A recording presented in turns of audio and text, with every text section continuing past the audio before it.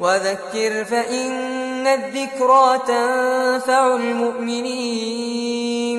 وما خلقت الجن والإنس إلا ليعبدون ما أريد منهم من رزق وما أريد أن يطعمون إن الله هو الرزاق ذو القوة المتين